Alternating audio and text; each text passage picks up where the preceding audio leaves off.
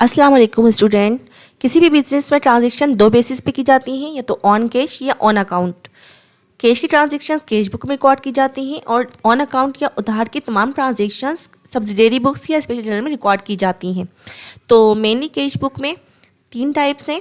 Single column जिसमें सिर्फ एक कॉलम होगा कैश का, डबल कॉलम जिसमें कैश या डिस्काउंट दो कॉलम होंगे, या कैश और बैंक ये दो कॉलम होंगे, ठीक है। और ट्रिपल कॉलम कैश बुक। तो आज मैं आपको जो आज की क्लास में कवर करवाऊंगी वो ट्रिपल कॉलम कैश बुक है, जिसे थ्री कॉलम कैश बुक भी कहा जाता है। इसमें तीन कॉलम्स, मेनली तीन कॉलम्स इन्वॉल्व होते हैं, कैश, बैंक और डिस्काउंट कॉलम, ठीक है। इसके साथ ही एक ट्रांजेक्शन है या एक एंट्री है जिसे कॉन्ट्रा एंट्री कहा जाता है। कॉन्ट्रा एंट्री क्या होती है? जो कि कैश बुक में यूज़ होगी, ठीक है। बहुत ज़्यादा यूज़ होने वाली एंट्री है कॉन्ट्रा एंट्री। कॉन्ट्रा एंट्री वो एंट्री होती है जो कि एक ही साथ एक ही वक्त में डेबिट और क्रेडिट दोनों साइड पर रिकॉर्ड की जाती है और दोनों साइड पे इफेक्ट करती है, यानी कैश और बैंक के बीच में होती है और डेबिट और क्रेडिट दोनों साइड पे इफेक्ट करती है, जिसे कहते हैं कॉन्ट्रा एंट्री, ठीक है। तो कैश बुक की बात करते हैं, स्टार्ट करते हैं आज का question. Mister Ahmad started business on 1 March 2026। Prepare 3 column cash book, cash, bank और discount from the following transactions, ठीक है।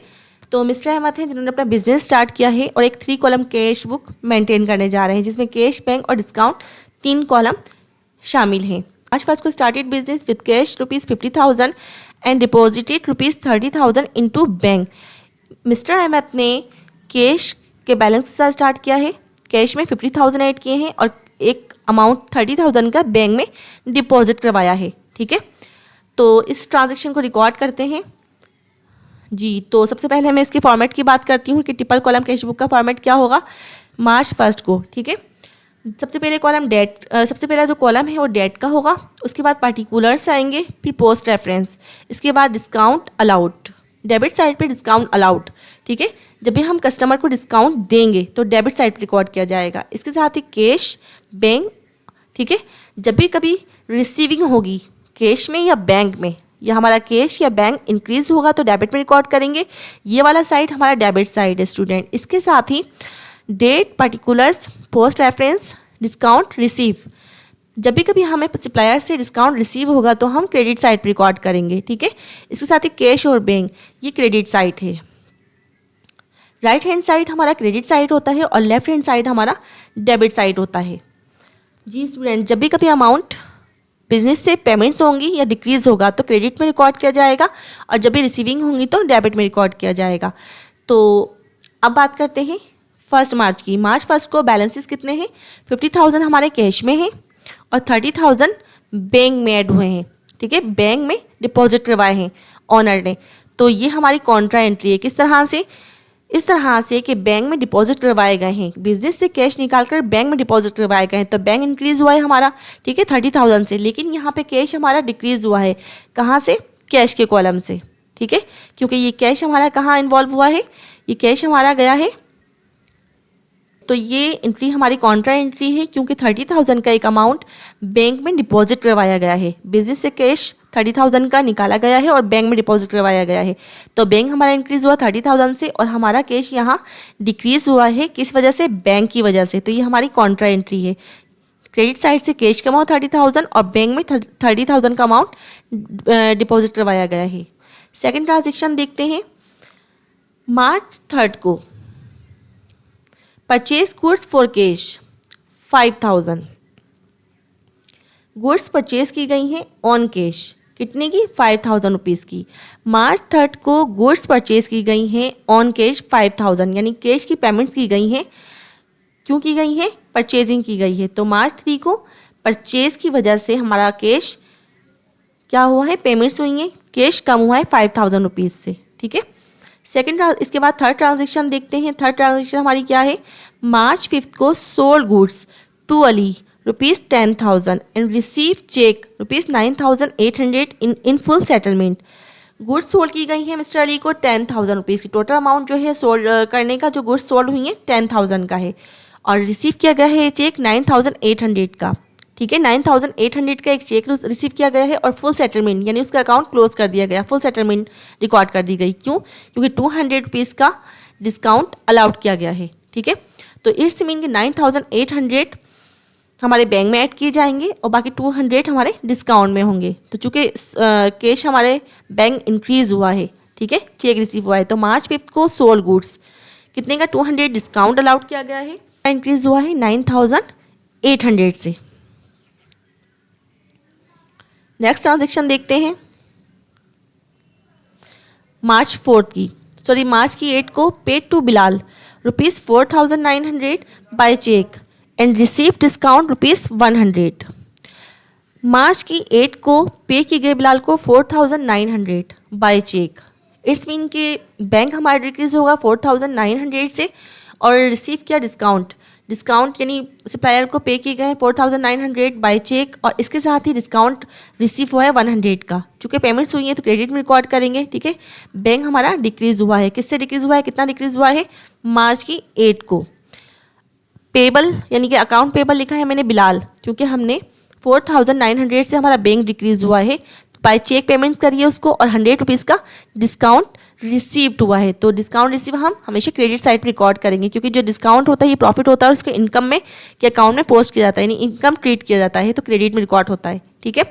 नेक्स्ट ट्रांजेक्शन देखते हैं। नेक्स्ट ट्रांजेक्शन क्या है जी, नंबर 5, मार्च की 12 को withdraw cash from bank for office use.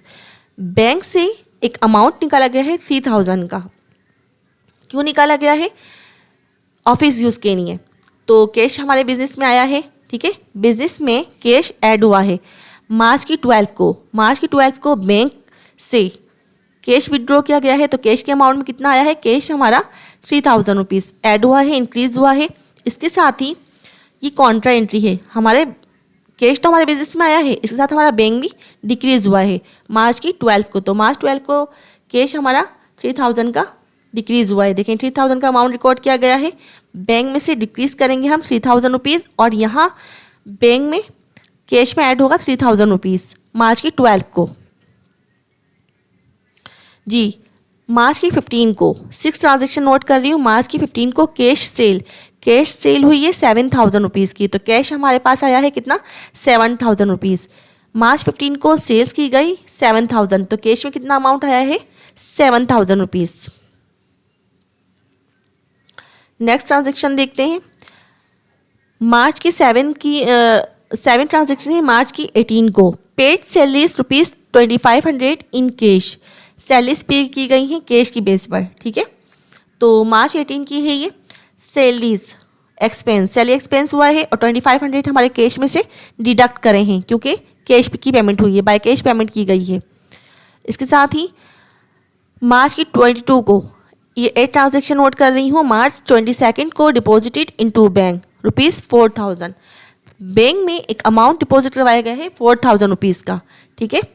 तो बैंक हमारा इंक्रीज हुआ है, बैंक इंक्रीज हुआ है किससे, 4000 रुपीज़ से।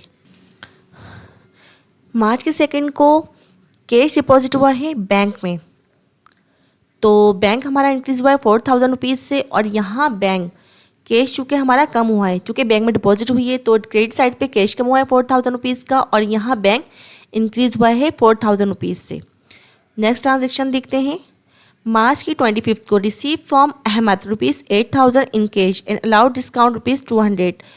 मार्च 25 को मिस्टर अहमद से रिसीविंग की गई है 8000 रुपीज़ की कैश और डिस्काउंट 200 रुपीज़ अलाउ किया गया है। तो कैश में यहाँ डेबिट साइड पे 8000 रुपीज़ बढ़े हैं, क्योंकि मिस्टर अहमद से रिसीविंग की गई है कैश की, अकाउंट रिसीवेबल, ठीक है, मिस्टर अहमद से जी।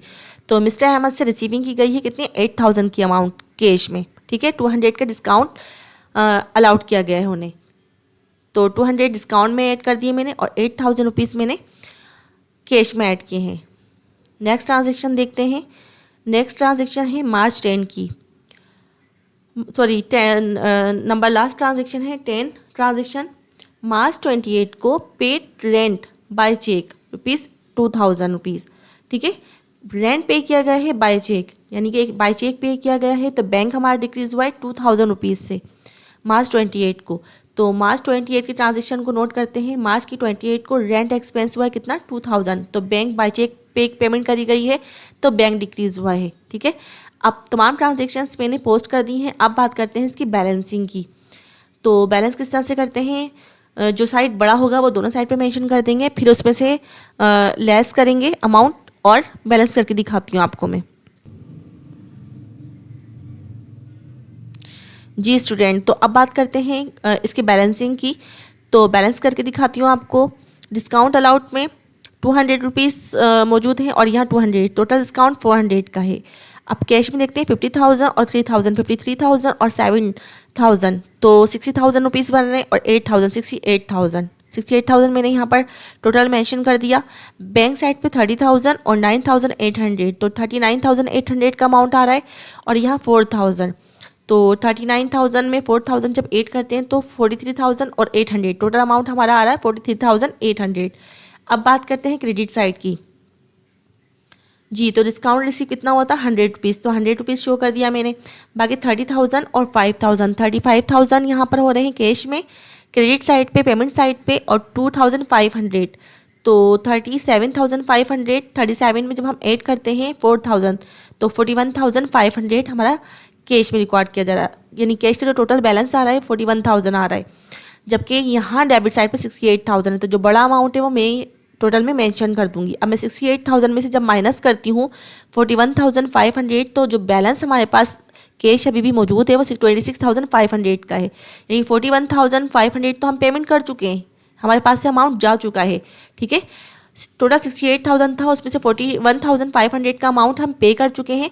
तो अभी भी जो बैलेंस हमारे पास कैरी डाउन बैलेंस, यानी जो बैलेंस अभी भी मौजूद है कैश का, वो कितना है 26,500। इसके साथ ही बैंक में देखते हैं 4,900, 3,000, 7,900 का अमाउंट है और यहाँ 2,000, तो 7,000 और 2,000, 9,900 टोटल आ रहा है बैलेंस यहाँ पर हमारे पास बैंक के साइड पर, यानी बैंक से जो पेमेंट्स हुई हैं वो 9,900 रुपीज़ की हुई हैं। और यहाँ डेबिट में कितना था बैंक में हमारा 43,800, तो हमने दोनों साइड पे 43,800 मेंशन कर दिया। अब टोटल बैंक में इतना अमाउंट था, अब इसमें से हमने 9,900 की पेमेंट कर दी, तो 43,800 में से मैं माइनस करती हूँ 9,900 रुपीज़, तो अभी भी हमारे पास 33,900 का अमाउंट मौजूद है, यानी कि हमारे पास जो कैरी डाउन बैलेंस है वो कितना है बैंक का 33,900 रुपीज़। स्टूडेंट, मैंने कोशिश करी है कि मैं क्वेश्चन आपको अच्छे से समझा सकूं। अगर ये क्लास आपको हेल्पफुल रही हो आपके लिए, 3 कॉलम कैश बुक के हवाले से कोई क्यूरी हो, कोई क्वेश्चन हो, तो मुझसे लाजमी पूछें कमेंट्स में। इसके साथ ही इस क्लास से कुछ सीखने को मिला हो तो प्लीज़ मेरी वीडियो को लाइक करें, मेरे चैनल को सब्सक्राइब करें। Thank you.